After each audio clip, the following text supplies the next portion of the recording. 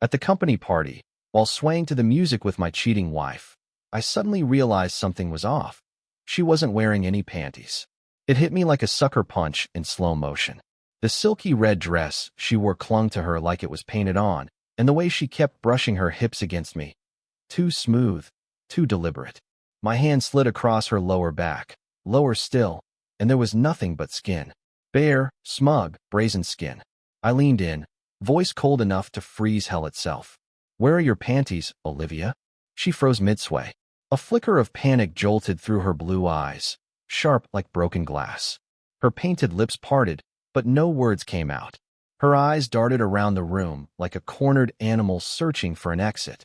And then I saw it. Her gaze locked on someone across the room, a man in a navy suit, perfectly groomed beard, and the smirk of someone who'd never been punched hard enough in his life. He twirled something lacy around his index finger.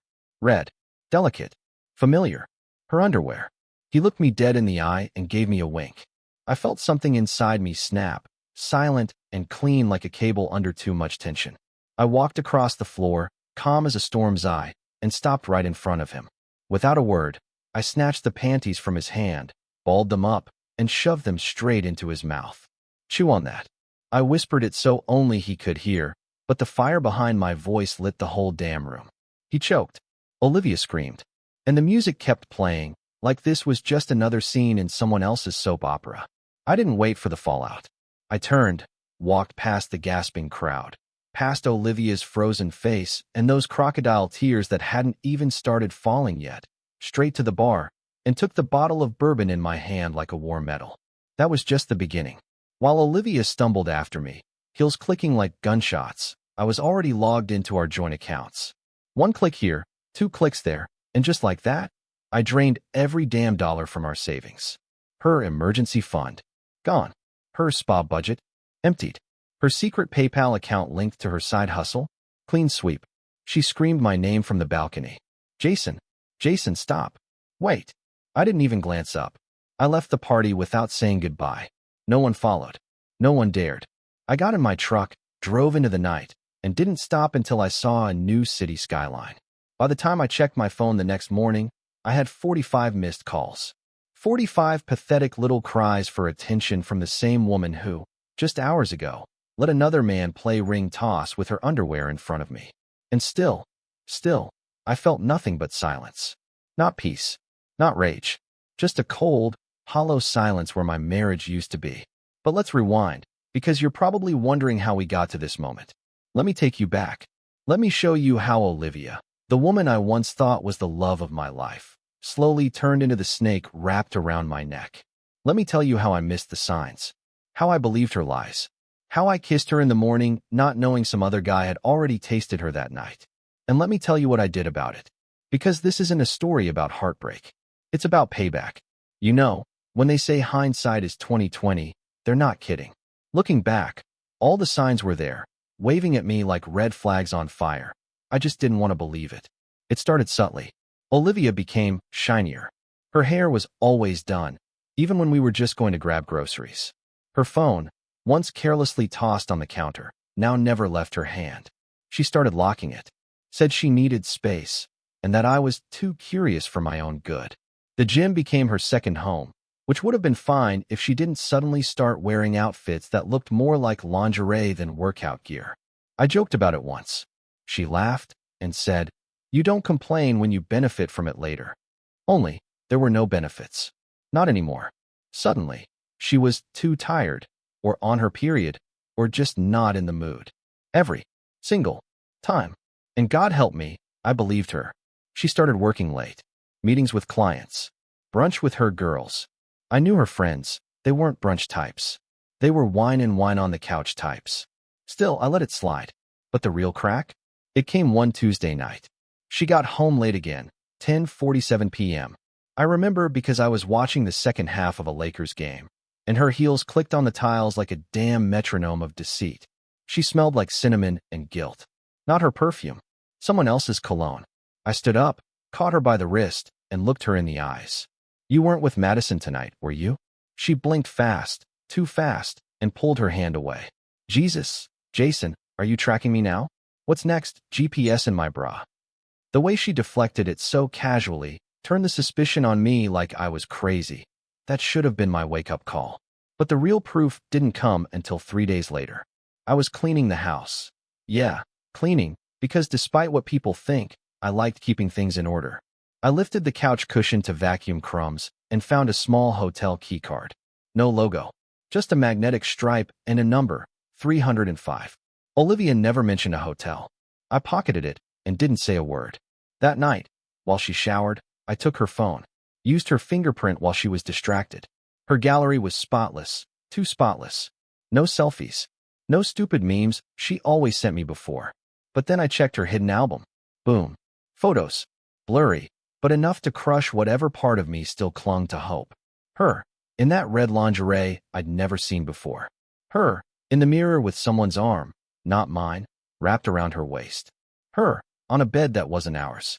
I sat there staring, phone shaking in my hands, as the water ran in the background. I didn't even feel my heart break. It was more like watching it get cut piece by piece, like someone carving initials into a tree until it bled sap. I put the phone back, didn't say a word, just stared at the ceiling that night while she curled up next to me, breathing softly like she hadn't just stabbed me in the spine. And the worst part? I still loved her. I still wanted to believe there was a mistake. That maybe it wasn't what it looked like. That maybe, just maybe, I was wrong. But I wasn't. And the next time I saw that smug bastard at the company party, spinning her panties like a trophy, it all snapped into place. So I planned. I waited. And I watched. Because if she thought she could lie to my face and keep playing house with me like nothing happened, she was dead wrong. The thing about betrayal is that it doesn't hit you all at once. It creeps in, slow and sharp, like a knife sliding under your skin. But once it's in, once it twists, there's no going back. After the hotel key, after the photos, after her red panties spun like a prize at that cursed company party, I wasn't hurt anymore. I was surgical, cold, precise. I waited 2 days. 2 days of pretending everything was fine. I kissed her good morning, cooked her breakfast. She joked about her sore legs from Pilates, and I smiled, pretending I didn't know those sore legs had been wrapped around another man. I booked a table for dinner Friday night. Her favorite sushi place. The one she always bragged about to her friends. Jason knows how to treat a woman. Yeah, I treated her all right. She dressed up. Tight black dress, heels, lipstick too red to be innocent. She looked stunning. But all I saw was a polished lie. We made small talk over wine and appetizers. She laughed, flirted, touched my arm like she hadn't broken me in half just a week earlier. I studied her like a stranger. Her tells, her twitchy fingers, the way she avoided eye contact too long. When the entrees came, I finally leaned in and said, "How was room 305? Her fork froze midair. She blinked, then tilted her head like a confused dog. What? Room 305. The one at the Lafayette Hotel. The one with the mirror on the ceiling. I watched her face drain of color. Her mouth opened, closed, opened again. I don't. What are you even talking about? Cut the act, Olivia. I found the keycard. I saw the photos. The red lingerie? Nice touch. Did you buy that with the spa money I gave you? Silence. Just the clink of plates and the distant hum of jazz music. She didn't speak for a full 15 seconds, and then, "So what? You're spying on me now." She said it loud. Heads turned. I leaned back, slow and calm, like a man who's already won the war. "No, you left the evidence lying around, sweetheart. I just connected the dots." And then she snapped. "You were never there for me, Jason. You were always working, always tired, always distracted. I needed attention. I needed to feel alive." I almost laughed. "So you felt alive on someone else's lap? Is that how it works now?" Her eyes burned. "At least he listened to me. You haven't touched me in months. You think I didn't want to? You think I didn't try? You pulled away, Olivia. You started hiding. You locked me out. And when I knocked, you were already in bed with someone else." She grabbed her purse, stood up. "This is pathetic. You're just bitter and insecure." I stood too, keeping my voice low. "No, I'm just not stupid anymore." And then I handed her the envelope. Inside, copies of all the photos, bank statements showing the drained joint account, a letter from a divorce attorney. "We're done, Olivia. I already moved my things out. The locks are changed. The only thing left is your signature." She looked at the papers like they were a bomb she didn't know how to disarm. Her lips trembled, but I didn't wait for a response. I threw a few bills on the table, nodded to the waiter, and walked out into the night. It wasn't satisfaction I felt. It was quiet. The kind of quiet that comes after a storm, when the damage is done and you're just standing in the wreckage, deciding whether to rebuild or walk away. I wish I could say I felt strong walking away from that restaurant. Like some movie hero, straight-backed and steely-eyed, taking his life back. But I didn't. I got in my truck and drove for hours. No music, no GPS, no destination. Just the sound of my own breathing and the occasional whisper of the tires on wet asphalt. I kept replaying her voice in my head. At least he listened to me. It echoed like a shotgun blast in a cave. She turned everything around so smoothly. That was Olivia's gift. Twist the blade and make it seem like it was your fault. I used to admire how sharp she was. Now I saw it for what it really was, a weapon she'd been holding to my throat for years. I ended up at the lake, the one we used to go to during our first year together. I parked by the old wooden pier, the rain tapping soft rhythms on the windshield. It was past midnight. The world felt suspended, like it was holding its breath along with me. And that's when it hit me. Not the anger. That came later. Not even the betrayal. That had been eating at me for days. It was the grief. Grief for the man I used to be. The man who believed Olivia was forever. The man who built a life on a lie, brick by brick, thinking it was a castle, not a coffin. I stepped out of the truck and stood at the edge of the pier, letting the cold rain soak through my clothes. I don't know how long I stood there. Could have been 5 minutes. Could have been an hour. But somewhere in the silence, I cried. Not loud. Not broken. Just quiet, burning tears that slid down my face like they were ashamed to be there. You never think it'll be you. You watch other people go through it, hear stories, give advice. But nothing prepares you for the moment you realize the person you loved, truly loved, not only betrayed you, but didn't even hesitate. She didn't slip and fall into this. She climbed into it with both feet and smiled while doing it. And the worst part? She would have kept going if I hadn't caught her. Maybe that's what stung most of all. I got back into the truck when my clothes started to freeze against my skin. Checked my phone. She'd sent 2 messages. Jason, can we talk? I didn't mean for it to go this far. Please don't shut me out. You know I'm not the villain here. I stared at the screen for a long time, thumb hovering over the reply. My chest clenched. Not the villain? She looked me in the eye and lied for months. Let me touch her, hold her, love her, all while giving herself to someone else behind my back. And I was supposed to believe she didn't mean for it? No. I deleted the messages, blocked her number, turned off the phone. That night, in the back seat of my truck, wrapped in a blanket with the windows fogged up and my life in 1,000 pieces, I finally accepted it. The woman I married didn't exist anymore. Maybe she never had. And the man I used to be? He died the moment she looked me in the eyes and lied without flinching. I didn't go home for 4 days.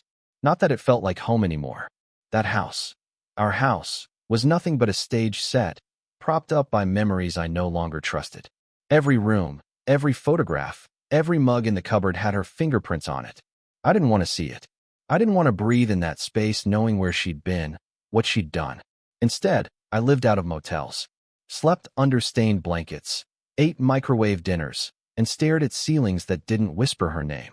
I spent those days thinking, not just about her, but about me. What kind of man had I become? A provider? Yes. A loyal husband? Definitely. But maybe also blind. Too trusting. Naive. I always believed that love, real love, meant sacrifice. Compromise. That when things got hard, you didn't walk away. You dug deeper, held tighter. I thought that's what Olivia and I were doing. Turns out, I was digging while she was climbing out the back door. I didn't want revenge. I wanted freedom. I didn't want to scream or smash things. I wanted clarity. So, on day 5, I walked into my lawyer's office with a folder in my hand and a dead stare in my eyes. Jason, he said, eyebrows raised. You ready? I'm done, I replied. Let's burn it all down. We filed the divorce. Cited infidelity. Attached evidence. I didn't care about alimony. Didn't care about keeping the house or the cars. I wanted one thing out. Out of the marriage. Out of the lies. Out of her web. Later that evening, I went back to the house. It was empty. She wasn't there, probably with him, wherever bastards like that spend their time. I stepped inside and the smell of vanilla candles hit me. Familiar. Artificial. Like her.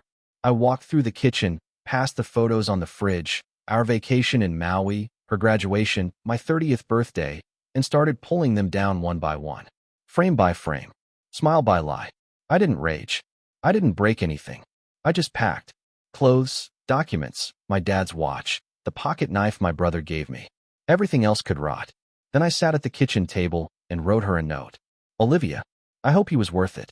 I hope whatever thrill you got from sneaking around, from lying to my face, from turning our marriage into your personal game, was worth losing a man who would have done anything for you. No tears, no begging. Just facts. We're done. The papers are filed. The accounts are empty. The locks are changed. I don't hate you. I don't love you either. I just feel nothing now. And that's the scariest part. Enjoy your freedom. You're not my problem anymore. Jason. I left the note on the bed, right next to her favorite silk robe, the one she used to wear when she wanted something from me. It smelled like perfume and deceit. On my way out, I glanced at the mirror by the hallway. I barely recognized myself. The man looking back at me had sharper eyes, tighter shoulders, and a weightless kind of pain in his chest, the kind you get when you've let go of something poisonous. I didn't slam the door. I closed it quietly, like closing a book I should have stopped reading years ago. A week passed, then another, and I didn't hear from Olivia again. The silence was strange at first. No passive-aggressive texts. No voicemails playing both victim and villain. Just emptiness. But sometimes, emptiness is a gift in disguise. The absence of her chaos made room for something I hadn't felt in years. Clarity. I moved into a small apartment on the edge of town. Nothing fancy, just space that was mine. No ghosts in the furniture. No lipstick-stained wine glasses. No lingerie hidden under couch cushions. Just 4 honest walls and the sound of my own breath. The first few nights were hard. I kept reaching for her in bed. Habit, I guess. My body still thought she was beside me, even though my heart knew better. I'd wake up in the middle of the night, hear nothing but the hum of the fridge, and feel this ache in my chest that had no name. Grief doesn't come all at once. It visits you in moments. In the empty spot at the table. In the silence when you unlock the door. In the way the shampoo bottle hasn't moved because you're the only one using it now. But you adapt. I started going to the gym again. Not to prove anything, just to feel alive. I reconnected with old friends. Some were surprised I'd vanished, others weren't. Turns out, most of them saw through Olivia years ago. They just didn't want to say anything. It wasn't my place. My buddy Marcus told me one night over beers. She always seemed slippery. Slippery. That was Olivia, all right. Slipping between truths, between men, between versions of herself that suited the moment. She could cry on command and smile while twisting the knife. But here's the thing. I don't regret marrying her. Strange, right? After everything she did, after every lie and betrayal, I still wouldn't undo the past. Not because she deserved my love, but because I needed to learn, needed to burn in order to rise.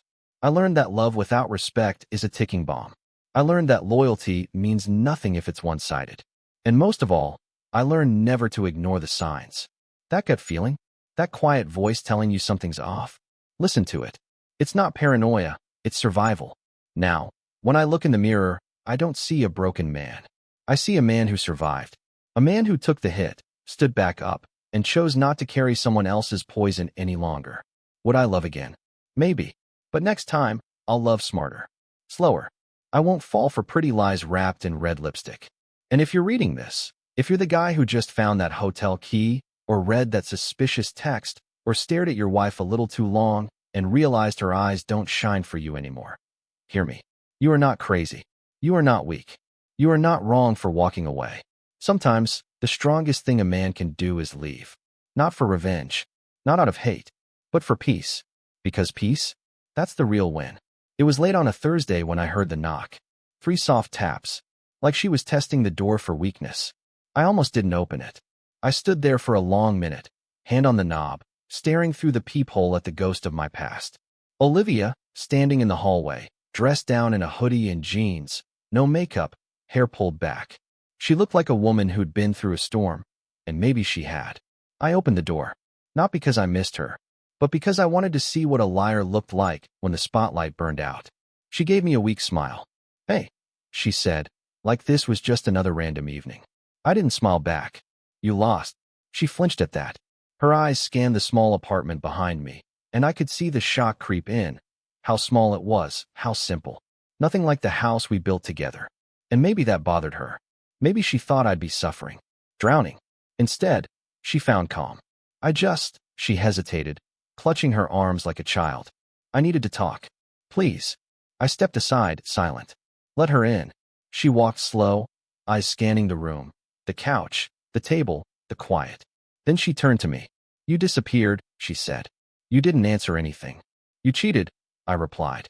You don't get to act surprised. Her lip quivered. The tears were coming, the same ones I used to fall for. But this time, they didn't move me. They looked like cheap effects in a bad play. Jason, I messed up, she said. I didn't mean for it to happen. It just happened. I raised an eyebrow. Did your panties just magically fly off in public too? Or did you hand them to him with a smile? She winced. It wasn't like that. Don't. I cut her off, voice flat. I don't want to hear the edited version. I lived through the real one. She looked down at her feet, took a shaky breath. I thought he loved me. I thought he saw me in a way you didn't anymore. That hit me harder than I expected. Not because I believed it, but because that's how she justified it. Not an apology, just excuses. And I asked, does he still see you now? She didn't answer. Didn't need to. That silence. That was my answer. Whatever fantasy they'd built had burned fast. Maybe he used her. Maybe he tossed her. Maybe she realized men like that don't keep what they steal. Either way, she was standing in front of me now because her backup plan fell apart. I've been thinking about everything, she whispered. The life we had. The love we had. And I miss it. I miss you. I stared at her. The same lips that kissed him. The same hands that typed messages behind my back. The same voice that looked me in the eyes and lied over and over again. I used to love her. God, I really did. But standing there, listening to her rehearse her redemption speech, I realized something that shocked me. I felt nothing. No rage. No ache. Just nothing. I stepped closer, close enough for her to think hope was still alive. You miss me? I asked softly. She nodded. You want to fix things? Yes, she breathed. I'll do whatever it takes. I leaned in. She waited. Maybe she thought I was going to kiss her. Instead, I whispered, then you should have thought of that before you gave your body to another man. She froze. Then I stepped back, opened the door, and said what I should have said the night she first lied. Get out. And she did. This time for good. The door closed behind her with a soft click, but the weight of her presence vanished like smoke. That was it. No screaming. No dramatic breakdowns.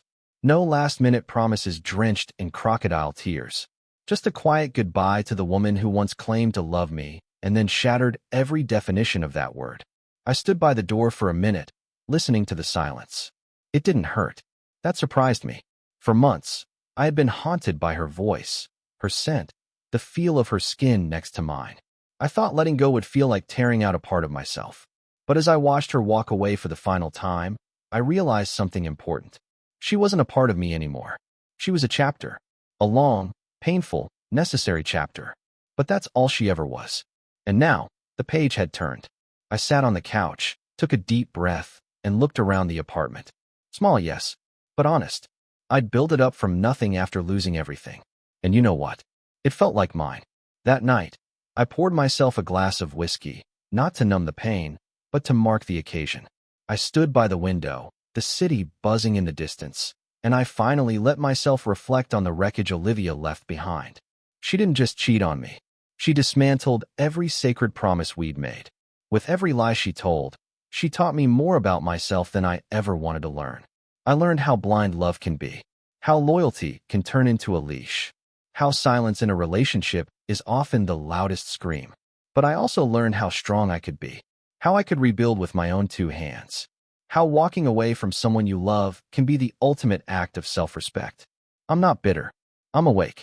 If you're a man reading this, and you felt that knot in your gut, that suspicion you can't shake, that shift in your partner's eyes when she looks at you like a stranger, you're not crazy. Don't let her manipulate your instincts. Don't let her twist your love into a leash she uses to walk away whenever she's bored. You deserve more than apologies that only come after being caught. More than affection that vanishes the second you're not useful anymore. I wish I had walked away sooner. But maybe I needed the betrayal to understand my worth. These days, I don't date much. Not because I'm scared, but because I'm careful. I protect my peace like a vault. I don't chase beauty. I chase honesty. Kindness. Loyalty that isn't conditional. I don't need another Olivia. I need someone who doesn't need to be watched to be loyal. Someone who chooses me even when no one's looking. Until then, I've got peace. And peace? Peace is better than any fantasy. I deleted the last photo I had of her the next morning. It was the one of us on our honeymoon, smiling on a beach like the future was golden. I stared at it for a long time. Not with sadness, just clarity. Then I tapped delete. No hesitation. That was the final word. The real ending. No grand explosions. No revenge plot.